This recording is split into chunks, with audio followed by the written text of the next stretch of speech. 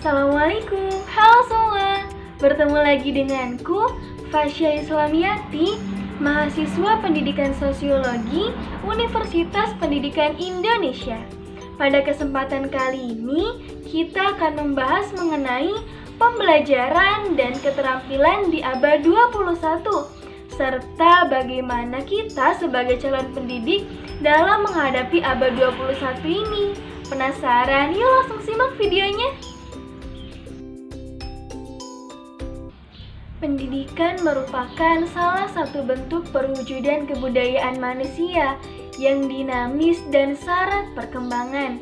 Oleh karena itu, perubahan atau perkembangan pendidikan adalah hal yang memang seharusnya terjadi, sejalan dengan perubahan kehidupan itu sendiri.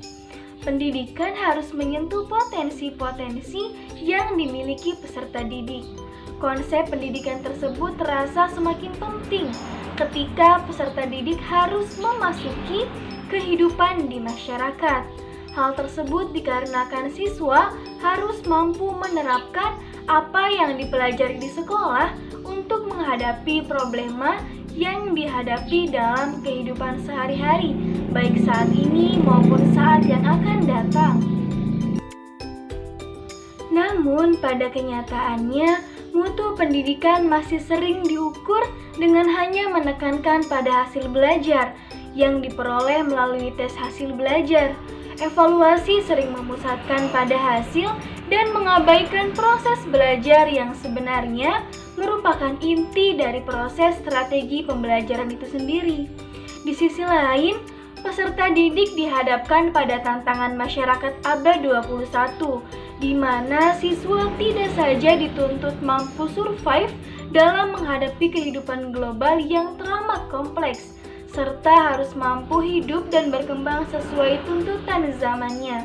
Jelas, hal ini berimplikasi pada proses pendidikan yang tidak hanya memfokuskan diri pada pembelajaran konvensional yang bersifat kognitif, seperti menghafal konsep, membaca, dan berhitung.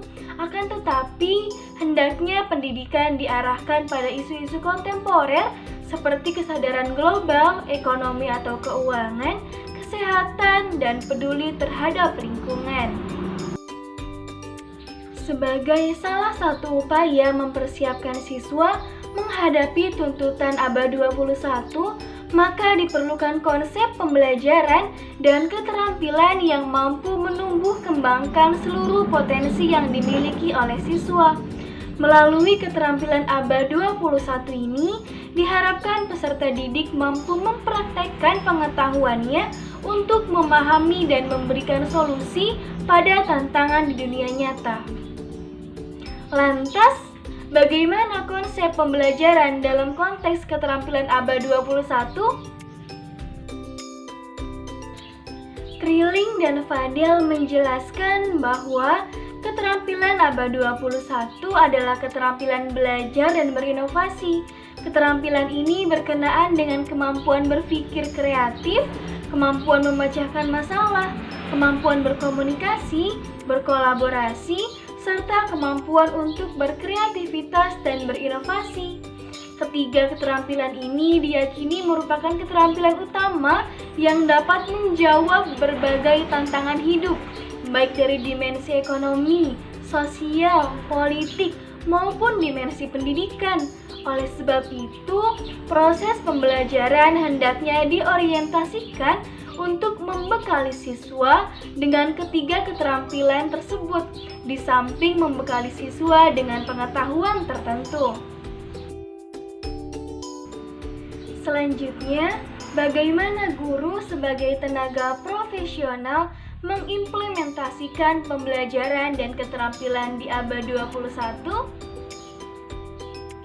Dalam melaksanakan tugas keprofesionalnya, guru berkewajiban merencanakan pembelajaran, melaksanakan proses pembelajaran yang bermutu, serta menilai dan mengevaluasi hasil pembelajaran. Adapun kaitannya dengan implementasi pembelajaran dan keterampilan abad 21, bahwa seorang guru harus mampu memiliki kecakapan untuk mengimplementasikan pembelajaran dan keterampilan abad 21. Nah, memahami lebih mendalam, mari kita mengambil satu contoh sebuah tempat yang di dalamnya banyak terjadi fenomena sosial. Apakah itu? Yap, betul. Pasar. Lalu, apa kaitannya pasar dengan pembelajaran dan keterampilan abad ke-21? Seperti yang telah kita bahas sebelumnya, bahwa di antara kemampuan abad 21 adalah berpikir kritis, berkomunikasi, dan berkolaborasi. Maka untuk mewujudkannya, guru dapat membawa siswa pergi ke pasar untuk mengkaji fenomena sosial apa sajakah yang terjadi di pasar. Misalnya, ketika siswa sedang mempelajari teori interaksi sosial, stratifikasi sosial, penyimpangan sosial, maka pasar dapat dijadikan wadah bagi siswa untuk bereksplorasi, mendalami teori yang dipelajarinya di kelas dengan melihat langsung fenomena yang terjadi di masyarakat. Seperti halnya, siswa dapat melihat interaksi individu dengan individu ketika melihat pembeli dan penjual melakukan transaksi jual-beli.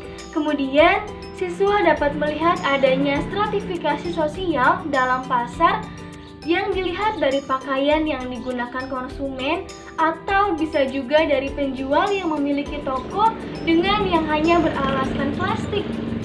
Siswa juga dapat melihat fenomena gepeng atau gelandangan dan pengemis sebagai bentuk penyimpangan sosial yang terjadi di pasar. Ketika siswa telah melihat secara langsung fenomena sosial yang terjadi dalam pasar, maka nantinya siswa akan memahami kaitan antara teori yang dipelajarinya di kelas dengan apa yang dilihatnya langsung di pasar. Dengan demikian, siswa tidak lagi merasa bosan karena beranggapan bahwa sosiologi hanya menghafal teori-teori saja, melainkan teori yang dipelajari tersebut sebenarnya relevan dengan apa yang terjadi di masyarakat, juga akan menjadi aplikatif ketika digunakan untuk mengkaji masyarakat. Kemampuan siswa dalam mengkritisi fenomena sosial di dalam pasar serta berkolaborasi dalam pemecahan masalah sesungguhnya telah menjadi bagian dalam pengimplementasian pembelajaran dan keterampilan di abad 21. Nah, sekian dulu pembahasan kita mengenai pembelajaran dan keterampilan di abad 21. Mari berkolaborasi untuk berprestasi dan sampai jumpa nanti.